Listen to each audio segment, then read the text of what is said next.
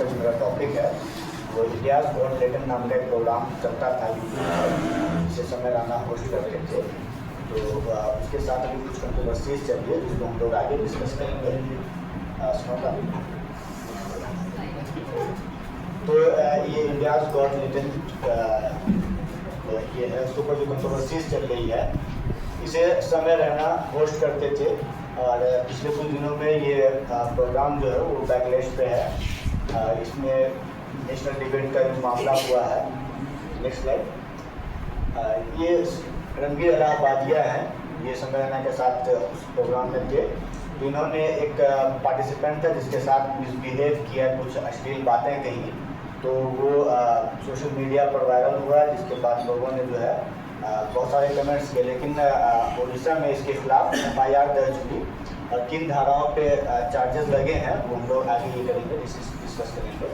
तो इसके बाद वीडियो वायरल होने के बाद समय रैना ने ये किया कि इन्होंने वो वीडियोस जो है अपने यूट्यूब चैनल पर से डिलीट कर दी और रणवीर इलाहाबादिया ने पब्लिकली अपने इंस्टाग्राम हैंडल से वीडियो डाल करके माफ़ी मांगी अपने जो कुलीग हैं उनके मिसबिहेव के लिए।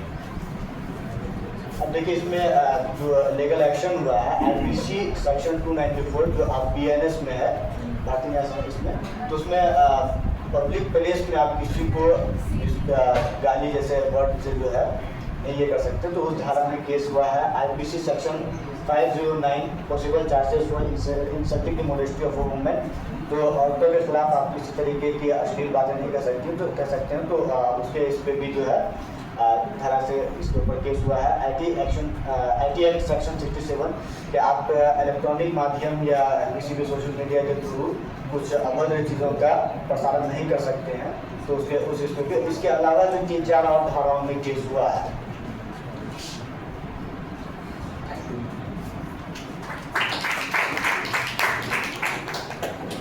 क्वेश्चन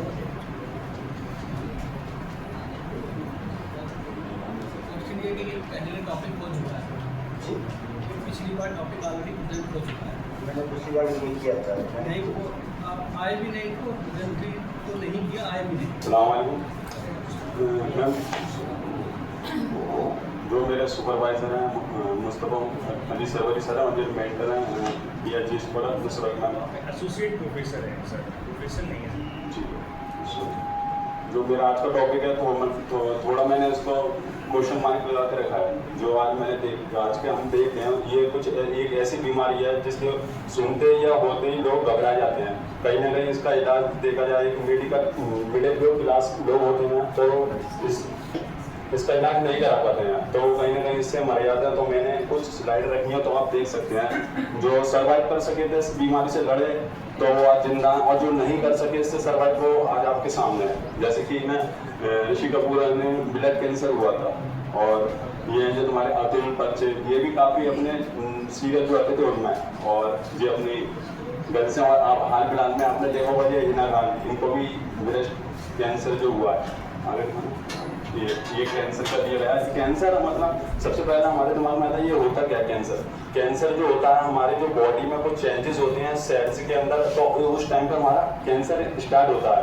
तो ये कहाँ से स्टार्ट होता है ये भी एक सवाल रहता है। ये कैंसर की कोई हद नहीं है, ये कैंसर भी आपके स्टार्ट हो सकता है all over body, lungs, heart, bones, everything.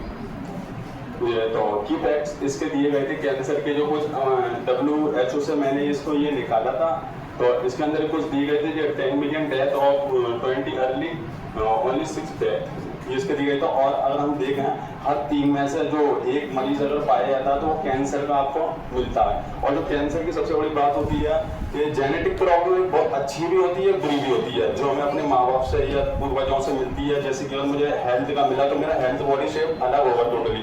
अगर कोई बीमारी मिलती है तो वो भी मुझे मिलेगी उसकी, लेकिन उसकी एक कंडीशन है, हमें कैंसर के लिए क्या करना चाहिए। ये भी एक सवाल होता है, हमें कैसे पता लगा सकते हैं। एक स्क्रीनिंग होती है जो बॉडी कराते हैं, मैनोग्राम करके एक स्क्रीनिंग होती है। अगर हम बॉडी का वो अपना एक्सरे कराते हैं तो हम उसका पता लगा सकते हैं शुरुआत में। और डॉक्टर कुछ मेडिसिन अगर 4 स्टेजेस होती है, फर्स्ट, सेकेंड, थर्ड, फोर्थ, अगर हमें इन 2 स्टेज में कैंसर का अगर पता लगता है तो डॉक्टर दवा और इंजेक्शन के थ्रू इनको कंट्रोल कर सकते हैं। और जब अगर ये और 4th स्टेज में पहुंच जाता है तो ये काफी डिफिकल्ट हो जाता है।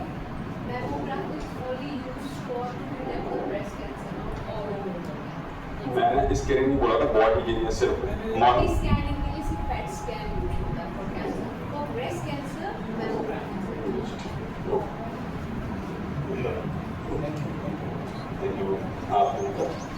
तो उसी की तरह हम 4th स्टेज में ये एक होता है ट्यूमर।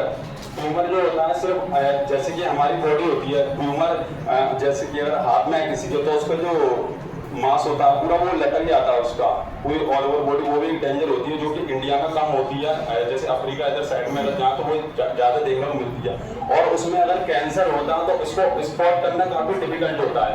जैसे कि अगर हम देखते हैं कैंसर की कुछ अगर कल्चर जो होती हैं तो उनमें आइडेंटिफाई करने के कुछ स्टेप बताए गए हैं जो हम आसानी से पता लगा सकते हैं उसका। तो ये कौन सा ट्यूमर, लेकिन ट्यूमर में नहीं पता लगा सकते क्योंकि वो हमारा बॉडी का जो मास होता है वो इतना फैल जाता है, उसको आइडेंटिफाई करना काफ़ी डिफिकल्ट होता है। तो इसलिए तो ये कुछ इसके दिए थे cancer leading cause death world wide according to nearly 10 million death in 2020 में जो डेथ हुई थी कैंसर के, उनमें जो सबसे कॉमन जो पाया गया था क्या चीज़ थी, जैसे कि ब्रेस्ट कैंसर हम देख सकते हैं 2.26 मिलियन कॉजेज, और लंग्स के जो थे जो 2.26 मिलियन केसेस थे, और ये कोलन एंड रेक्टम 1.93 केसेस देखे गए थे, प्रोटेस्ट एंड 1.40 मिलियन केसेस दिए थे, और स्किन ऑर्गन ये स्टोमक कैंसर है। और फिर जो इनकी डेथ हुई थी वो आप देख सकते हैं लंग्स है और ये कोलन, लिवर, स्टोमक, ब्रेस्ट। सो मेरा आपसे ये ताल्लुक है और उनका कहाँ से उनका ताल्लुक है और उनका मतलब इलेक्शन का मतलब पॉलिटिक्स इन लाइफ क्या रहा है। न्यू दिल्ली की सीएम का नाम रेखा गुप्ता है। इनका जन्म 19 जुलाई 1974 को हरियाणा के नंदगढ़ में हुआ। इनकी स्कूली तालीम न्यू दिल्ली में हुई। इन्होंने अपना graduation Daulat Ram college new Delhi से कंप्लीट किया। फिर IMIRC कॉलेज ऑफ लॉ से इन्होंने लॉ की डिग्री हासिल की। उसके बाद 1996 में इन्होंने दिल्ली यूनिवर्सिटी की स्टूडेंट यूनियन की प्रेसिडेंट रह चुकी हैं। 2007 से इन्होंने 3 बार काउंसलर और साउथ दिल्ली की 3 बार मेयर भी रह चुकी हैं। 2009 में इन्होंने बीजेपी महिला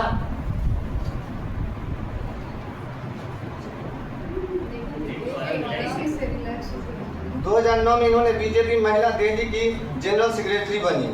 2010 में बीजेपी नेशनल एग्जीक्यूटिव कमेटी की मेंबर बनी। 2017 में टिकट नहीं मिलने की वजह से इन्होंने इलेक्शन नहीं लड़ा था।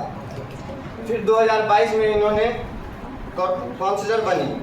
उसके बाद इनका एक वीडियो 22 फरवरी 2023 को इनका एक वीडियो वायरल होता है कि ये आम आदमी पार्टी के काउंसलर को थप्पड़ मारती हैं। वो वीडियो उस टाइम ये मेयर का इलेक्शन हार चुकी थी। उसके बाद 2025 में इन्होंने शालीमार बाग से इलेक्शन लड़ा।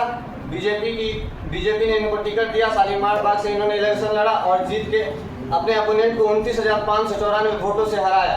उसके बाद बनी और 20 फरवरी 2025 को इन्होंने सीएम की शपथ दी। उसके बाद उन्होंने फैसला किया कि वो सीएम आवास जो दिल्ली में है उसमें वो नहीं रहेंगे, उसको म्यूजियम बना दिया जाएगा। Thank you. आप बताएं क्या है स्टूडेंट यूनियन की प्रेसिडेंट, किस कॉलेज से वो उस वक्त पढ़ रही थी, किस यूनिवर्सिटी से पढ़ रही थी? दिल्ली यूनिवर्सिटी। दिल्ली क्या पढ़ी थी अभी? उन्होंने BA कंप्लीट किया, ग्रेजुएशन। अस्सलामुअलैकुम, मेरा नाम सरफराज आलम है और आज का टॉपिक है मेरा declining population in Saudi Arabia. जैसा कि हम जानते हैं कि बहुत सारे लोग नहीं जानते होंगे मेडिकल जर्नल लैंसेट में छपे एक रिपोर्ट के मुताबिक दुनिया भर में पॉपुलेशन रेट बहुत तेज़ी से घट रहा है। इसका प्रभाव हमारे समाज के ऊपर बहुत बुरी तरह से पड़ने वाला है। ये हमें पहले ही वैज्ञानिकों के द्वारा और बड़े बड़े रिसर्चर्स के द्वारा हमें चिताया गया है और बहुत सारे इसमें फैक्टर्स जुड़े हुए हैं। जैसे और 2025 के जनवरी के शुरू में एक सऊदी अरब के मशहूर अखबार अल वतन में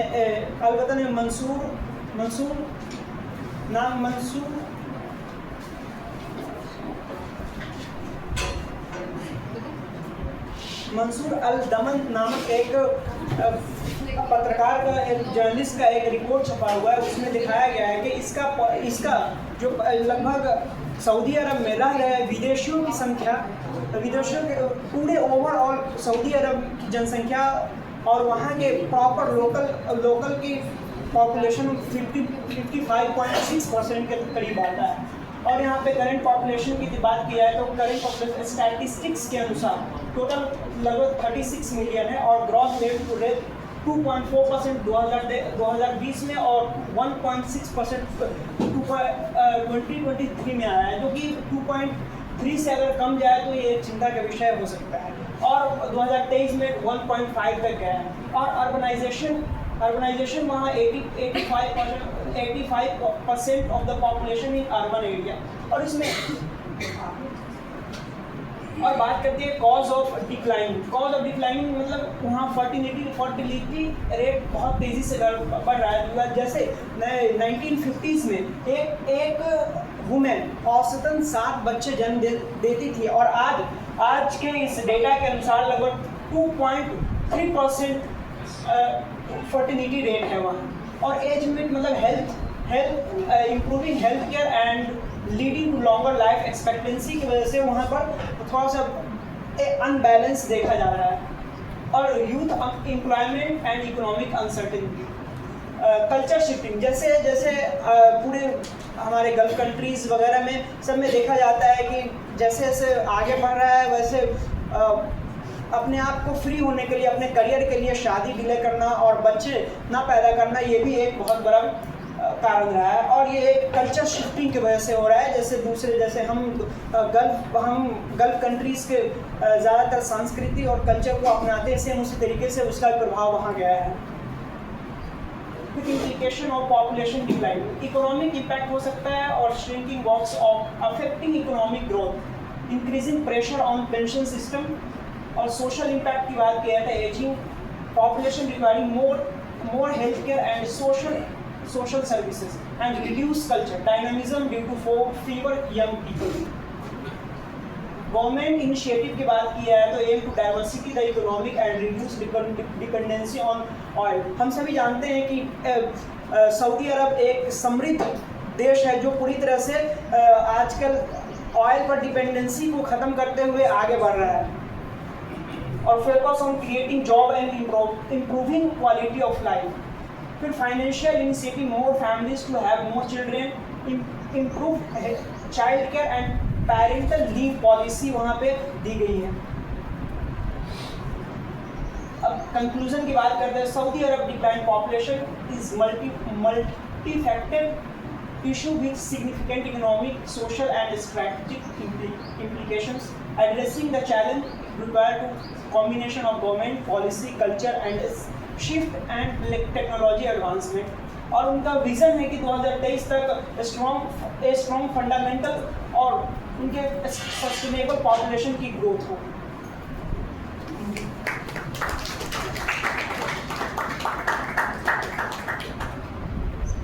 आप जाना चाहेंगे सऊदी अरब?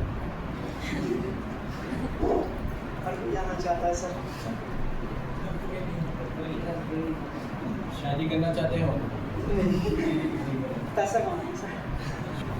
अस्सलाम वालेकुम, मेरा नाम राफिया परवीन है और मेरे आज के प्रेजेंटेशन का टॉपिक है पॉलीसिस्टिक ओवरी सिंड्रोम, जिसको हम लोग शॉर्ट में कहते हैं PCOS। एक ऐसा PCOS एक ऐसा कंडीशन है जो हमारे ओवरीज के फंक्शन को इफेक्ट करता है और उसमें हार्मोनल इम्बैलेंस होता है, मेटाबॉलिज्म इशू होता है और ये कॉमन हार्मोनल डिसऑर्डर है।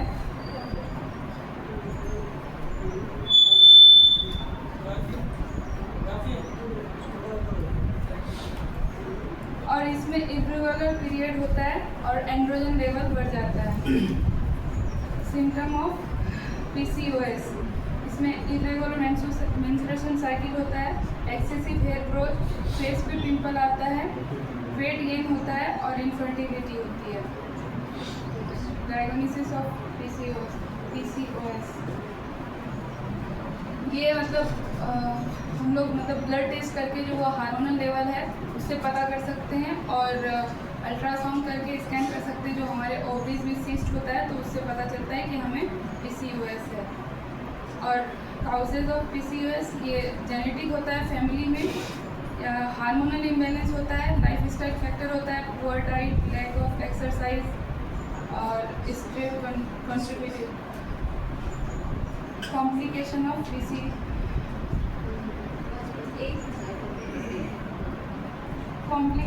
PCOS मतलब अगर हम डायग्नोस के साथ साथ सही टाइम पे अगर उसका ट्रीटमेंट नहीं करवाएं तो ये लॉन्ग टर्म तक हेल्थ इश्यूज हो सकता है, जैसे टाइप 2 डायबिटीज़, कार्डियोवास्कुलर मतलब हार्ट से रिलेटेड प्रॉब्लम, इनफर्टिलिटी और मेंटल हेल्थ भी डिस्टर्ब हो सकता है। मैनेजमेंट एंड ट्रीटमेंट, अगर हम दवाई के साथ साथ हमें लाइफस्टाइल को भी ठीक करना होता है और थेरेपी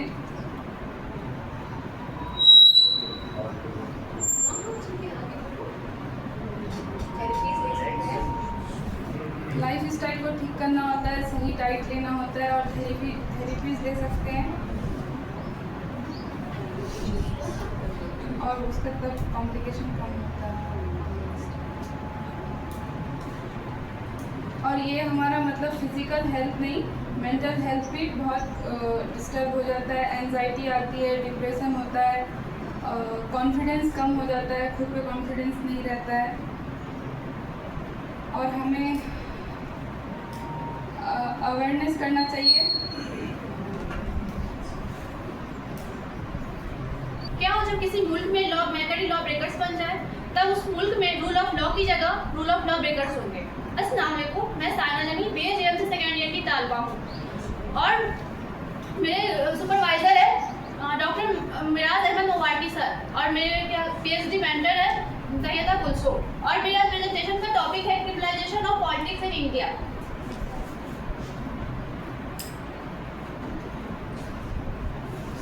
सबसे पहले समझते हैं क्रिमिनलाइजेशन ऑफ पॉलिटिक्स होता क्या है।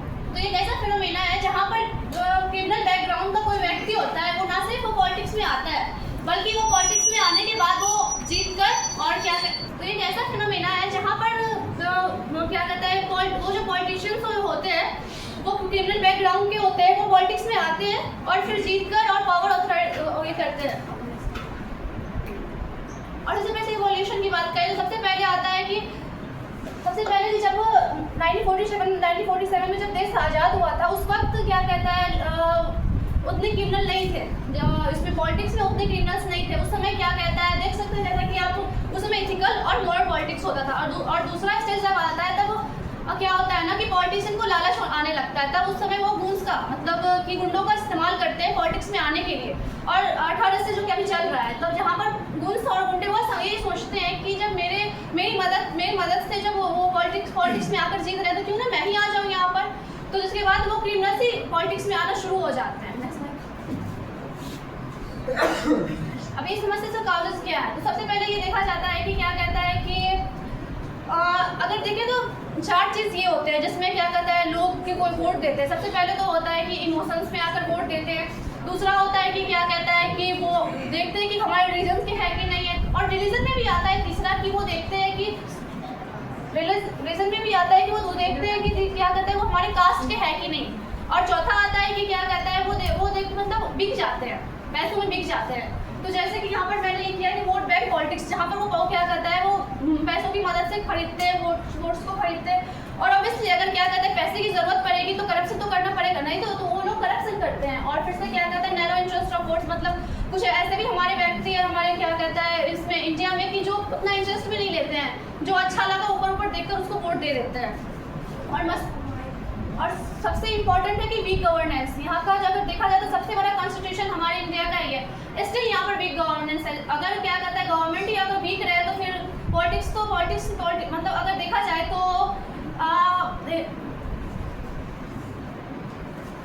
ये ADR का रिपोर्ट है। सबसे पहले क्या 2004 में क्या कहता है ADR का रिपोर्ट जब आया था तब से ये मतलब इस पर ये फोकस करना शुरू हो गया था कि क्रिमिनलाइजेशन बहुत ज़्यादा बढ़ रहा है पॉलिटिक्स में। और यहाँ पर 2009 से लेकर 2024 तक का है, वो क्या कहता है दैनिक भास्कर का है, जहाँ पर देख सकते हैं कि 124% इसमें क्या कहता है बढ़ा है। जहाँ पर क्या कहता है कि देख सकते हैं कि सबसे पहले भाजपा है जो बेटी बचाओ बेटी पढ़ाओ का नारा लगाते हैं, सबसे ज़्यादा क्रिमिनल उन्हीं में ही देख सकते हैं। और यहाँ पर कुछ क्या कहता है पॉलिटिशियन है जो कि क्या कहता है सबसे ज़्यादा दैनिक भास्कर के अकॉर्डिंग सबसे ज़्यादा क्रिमिनल रिकॉर्ड है जिन पर। अब देखते हैं कि इसमें लीगल ये क्या है। तो रिप्रेजेंटेटिव्स ऑफ पीपल एक्ट 1951 के अकॉर्डिंग ये सेक्शन 8 में है कि कोई भी ऐसा क्या पीपल है जिसपे क्या कहता है क्रिमिनल चार्जेस है 2 साल से ज़्यादा का, वो पार्टिसिपेट नहीं कर सकता है इसमें। इसलिए वो पार्टिसिपेट कैसे कर रहे हैं ये तो क्या कहते हैं इलेक्शन कमीशन ऑफ इंडिया पर सवाल उठता है। और यहाँ पर देख सकते हैं कि क्या कहता है कि अगर कोई ऐसा है तो उसको 6 ईयर का क्या कहता है अपना सजा करने के बाद ही वो आ सकता है उसमें, अगर आना भी हो तो। Next slide. ये भी करंट न्यूज़ है दैनिक भास्कर का, जहाँ पर सुप्रीम कोर्ट ने ECI से सवाल उठाया है कि क्या कहता है कि कैसे पॉलिटिशियन जो जिन पे क्रिमिनल रिकॉर्ड्स हैं वो क्यों कैसे आ रहे हैं इसमें 3 वीक्स का टाइम दिया गया है उन्हें जवाब देने के लिए। और यहाँ पर क्या कहते हैं ये भी सवाल उठता है कि एक नॉर्मल और गवर्नमेंट का कलर का भी जॉब अगर हमें करना हो तो उसमें हमें क्रिमिनल ये देना पड़ता है। अगर छोटे से भी क्रिमिनल चार्जेस हम पे तो हम नहीं उसमें आ सकते हैं।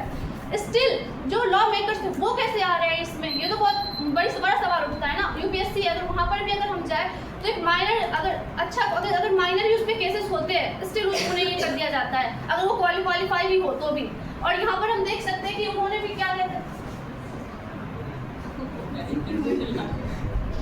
इन्होंने भी ये सवाल उठाया है कि जो सरकार क्या कहता है कानून बनाती है वही क्या कहता है कि वो उन्हीं पर ही क्रिमिनल रिकॉर्ड्स है तो फिर हमारा गवर्नमेंट क्या ही है।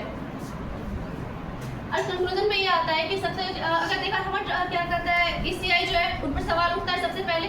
और हमारे जो आवाम है उनको जागरूक होना चाहिए, तब जाकर क्या कहता है कि ये हमारे जो है क्या कहता है क्रिमिनलाइजेशन ऑफ पॉलिटिक्स इतना बढ़ रहा है, क्रिमिनल्स रिकॉर्ड जो पॉलिटिक्स में बढ़ रहा है वो कम।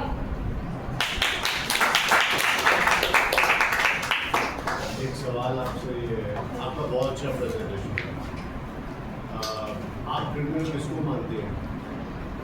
हाँ सर, देखा जाए तो क्रिमिनल ऑन द ऐसे तो कोई ये नहीं है क्राइटेरिया तो फिक्स नहीं है, मगर आप खुद सोचें ना कि जो जिसपे अपराध का कि मतलब अटेम्प्ट टू मर्डर का केस हो, जिसपे सेक्सुअल हरासमेंट का जैसा कि इस पे दिखाया गया था कि सबसे ज़्यादा बीजेपी है, तो बीजेपी सबसे ज़्यादा इसका तो वो तो बेटी बचाओ बेटी पढ़ाओ का नारा लगाते हैं, इसलिए उसमें सबसे ज़्यादा है। और उसमें सेक्सुअल हरासमेंट का भी केस है। और इसमें क्या कहता है, और ये भी बोल सकते हैं ना कि इसमें जो मैं पूछना चाह रहा हूँ, देखिए एक है कि आप किसी के ऊपर चार्ज लगा दे और एक नहीं वो जो रिकॉर्ड था ना वो ऐसा ठीक है जो आपने दिखाया था 124% इंक्रीज। नहीं, आप मैं समझ क्या कहना चाह रहे हैं कि ऐसा होता है कि अपोजिशन पार्टी जो होते हैं ना वो गलत केस कर देते हैं उस पर इसको ये करने के लिए दबाने के लिए कोई अच्छे कैंडिडेट होते हैं, जैसे कि राहुल गांधी पर भी किया गया था। तो मैंने जो दिखाया है डाटा वो एकदम ये क्लियर है कि उन पर है चार्जेस, स्टिल वो आ रहा है। चार्जेस लगाना क्रिमिनल है या कन्विक्शन क्रिमिनल? नहीं, जब उस पर वो क्लियर हो जाता है किसी पे भी आप लगा सकते हैं। नहीं, चार्जेस नहीं, जब वो क्लियर हो गया उन पर चार्जेस लगे हैं, कोर्ट पर ये सब कुछ हुआ है, स्टिल उस पर ये हो गया है। और कई बार तो देखा जाता है ना, आप समझ रहे हैं लेकिन आप जवाब नहीं दे रहे हैं। देखिए एक हो गया किसी के ऊपर चार्ज लगा दिया, आपने ऐसे एग्जाम्पल दिया कि राहुल गांधी पर चार्ज लगा दिया गया, IAS के कैंडिडेट पे अगर कोई है या गवर्नमेंट ऑफिसर है तो उसको डिबार कर देते हैं। बाय द सेम लॉजिक आप कह रहे हैं कि पॉलिटिक्स में भी होना चाहिए, लेकिन पॉलिटिक्स में ये है कि आप किसी का भी चार्ज लगा दीजिए, अब केस तो आपको पता है 10-12 साल से पहले तो सुलझना नहीं है, तो कन्विक्शन या एक्विटल बहुत टाइम लगेगा, तो जब तक वो पॉलिटिक्स नहीं करेगा। नहीं, अगर देखा जाए तो क्या कहता है, अगर वो क्या ये 2 साल से ज़्यादा ऐसे कुछ है, जैसे क्रिमिनल केसेस जैसे बहुत हाई लेवल के हैं, जैसे कि किसी अटेम्प्ट टू मर्डर का है, सेक्सुअल हरासमेंट का, किडनैपिंग का है, अगर देखा तो राहुल गांधी को भी तो अगर हमारा राहुल गांधी को भी तो रोक दिया गया था ना, वो क्यों नहीं इलेक्शन लड़ने सकते, उन पे क्लियर ना हो जाए कि वो नहीं है उन पे चार्जेस, तो उनको तो नहीं इलेक्शन लड़ने दिया ना। तो ऐसा बोल सकते हैं ना कि हमारा जो कानून है वो अनुमति नहीं देता है आपको कि जब तक आपका क्लियर हो गया है आप जाकर उसमें लड़ सकते, स्टिल आ रहे हैं। तो मेरा क्वेश्चन ये है कि जो आपने डेटा दिखाया था हाँ। उसमें अपराध साबित हो गया है या अपराध मतलब दो डेटा नहीं हुआ 124% जो है वो उसमें चार्जेस है। हाँ ये हाँ, ये देखिए यहाँ पर दिया गया है कि क्या कहता है ये इतने जो है इन सब पे क्या कहता है अपराध चार्जेस है नहीं लगी हुई है ना पे। यहाँ पर देखिए इसमें चार्जेस लगी हुई मतलब कन्फर्म में ये है, और इस पे चार्जेस लगी हुई, ये दो डाटा है यहाँ। कंफर्म नहीं है वो, धारा तो किसी पे भी लगा सकते हो ना। उमर खालिद पे यूएपीए लगी हुई है, क्या वो टेररिस्ट है? नहीं, मगर हमारे कानून में सर ये है ना कि जब तक अगर वो क्लियर नहीं हो जाता है तो लोग उसको दोषी ही मानते हैं, ऐसा हमारे कानून में उल्टा बोल रहे हैं, उल्टा बोल रहे हैं। नहीं, हम ये बोल रहे हैं कानून में ये कि अगर किसी पर चार्जेस है ना तो वो इलेक्शन में नहीं लड़ सकता है ना। नहीं ऐसा नहीं है। आवाज आ रही है? तो एक स्टूडेंट यहाँ पर आके माइक लगाता है तो दूसरा उसको देखे वो कैसे लगाए, कि वही जो मिस्टेक जो पहला वाला कर रहा है दूसरा वाला भी कर रहा है। आपका प्रेजेंटेशन बिल्कुल शॉर्ट रखिएगा। और पहले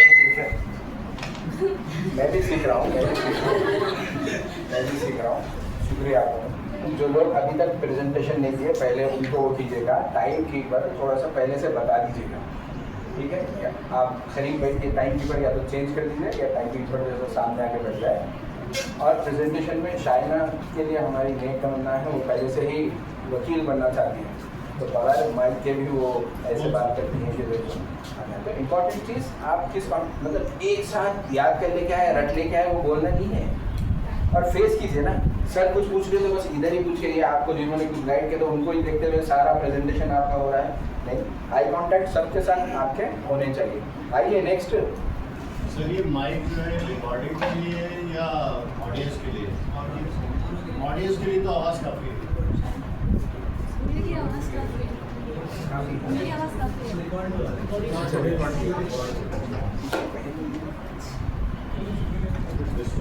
Glaciers cry, but who will hear? Their law springs to ever near. Assalamualaikum everyone. मैं हूँ Shaista Azmi, student of second year in journalism and mass communication department.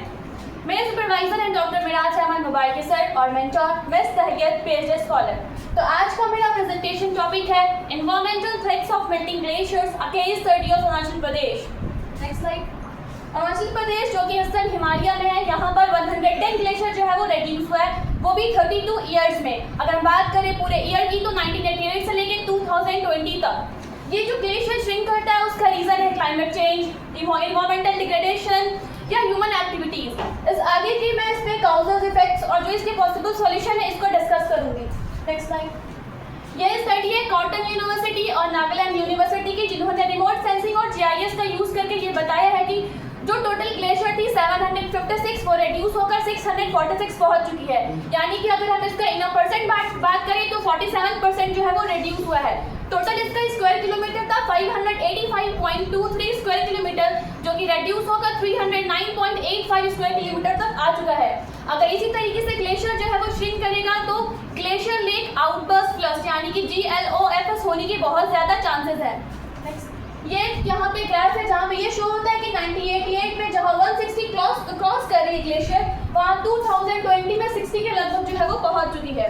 अगर हम नेक्स्ट स्लाइड इसके काउजेस की बात करें तो पहला काउजेस है क्लाइमेट चेंज यानी कि टेम्परेचर का बढ़ना, ये एक बहुत बड़ा रीज़न है। सेकेंड है रेड्यूस स्नोफॉल यानी कि प्रेसिपिटेशन का कम होना जिसकी वजह से स्नोफॉल बहुत ज़्यादा कम होता है। थर्ड वन इज डिफॉरेस्टेशन यानी कि जो पेड़ होती है वो कार्बन को स्टोर करती है, लेकिन जब हम पेड़ को कट करते हैं तो कार्बन को जो है वो रिलीज करती है, जिसकी वजह से हमारे इन्वायरमेंट में बहुत ज़्यादा हीट प्रोड्यूस होता है और हमारा क्लाइमेट चेंज होता है। लास्ट वन है ह्यूमन एक्टिविटीज़ जिसमें है इंफ्रास्ट्रक्चर एंड टूरिज्म। तो जैसे कि कंस्ट्रक्शन हो गया या तो ट्रांसपोर्टेशन में जो व्हीकल्स होते हैं उनमें से जो गैसेस निकलते हैं वो हमारे इन्वायरमेंट को बहुत ज़्यादा नुकसान पहुंचाती है। नेक्स्ट है इफेक्ट्स ऑफ डीग्लेशिएशन। डीग्लेशिएशन ग्लेशियर के रिडक्शन के प्रोसेस को डीग्लेशिएशन कहा जाता है। पहला पॉइंट है राइजिंग सी लेवल, जिससे सी लेवल जो होगा उसका हाई हो जाएगा। सेकंड है इम्पैक्ट ऑन द क्लाइमेट, जैसे कि देख सकते हैं हम कि विंटर में इसका बहुत ज़्यादा इफेक्ट पड़ता है, ठंड बहुत ज़्यादा होती है।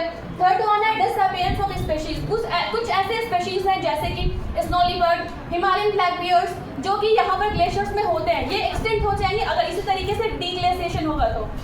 फ्रेश वाटर हमें फ्रेश वाटर बहुत कम मिलेगी। इंक्रीज नेचुरल डिजास्टर, यानी कि फ्लड्स आने के बहुत ज़्यादा चांसेस हैं। थ्रेट टू ह्यूमन सेटलमेंट, क्या होता है कि जब ग्लेशियर श्रिंक करता है तो एक अनस्टेबल ग्लेशियर लेक बनाता है, जो कि लैंडस्लाइड या आइस हैवी की वजह से वो फट सकता है, जो पूरे ह्यूमन सेटलमेंट को बर्बाद कर सकता है। उसके बाद है इम्पैक्ट ऑन एग्रीकल्चर, कुछ ऐसे एग्रीकल्चर जो एरिया होती है वो इरिगेशन के लिए वो मेल्टिंग ग्लेशियर का यूज़ करते हैं, लेकिन जब एक ग्लेशियर बहुत ही तेज़ी से वो डिक्रीज करेगा तो कहीं ना कहीं वो एग्रीकल्चर को बहुत ज़्यादा इम्पैक्ट देता है। लास्ट वन है रिड्यूस हाइड्रो पावर जनरेशन, हमें पता है कि हाइड्रो पावर यानी कि पानी से इलेक्ट्रिसिटी को जनरेट करना, अगर वो धीरे धीरे श्रिंक कर रहा है तो हम उस चीज़ को बहुत ही ईजिली यूज़ करते हैं, लेकिन जब वो अगर बहुत ही तेज़ी से वो डिक्रीज करेगा तो हम इन द फ्यूचर में हाइड्रो पावर जो इलेक्ट्रिसिटी हम जनरेट कर रहे हैं वो बिल्कुल तरीके से ख़त्म हो सकता है। नेक्स्ट स्लाइड है पॉसिबल सॉल्यूशंस। तो फर्स्ट वन है reduce carbon emission to slow down global warming. Carbon emission एक रिलीज करता है कार्बन कंपाउंड, और कार्बन कंपाउंड में कार्बन डाइऑक्साइड, मीथेन और नाइट्रस ऑक्साइड पाया जाता है, जो कि ग्लोबल वार्मिंग होता है जिसकी वजह से, और फिर उसके बाद पूरी क्लाइमेट जो है पूरी तरीके से चेंज हो जाती है। अगर हम इस चीज़ को कम करें तो ये हमारा जो ग्लेशियर रिडक्शन हो रहा है ये बिल्कुल सही हो सकता है। सेकेंड है प्रमोट सस्टेनेबल टूरिज्म, जो टूरिस्ट प्लेस है वहाँ पे सिंगल यूज प्लास्टिक जो है वो यूज़ नहीं करना, वाटर बॉटल ऐसा यूज़ करना जो कि रीयूजेबल, जिसे हम दोबारा यूज़ कर सकें। थर्ड वन है strengthen conservation policies for Himalayan glacier.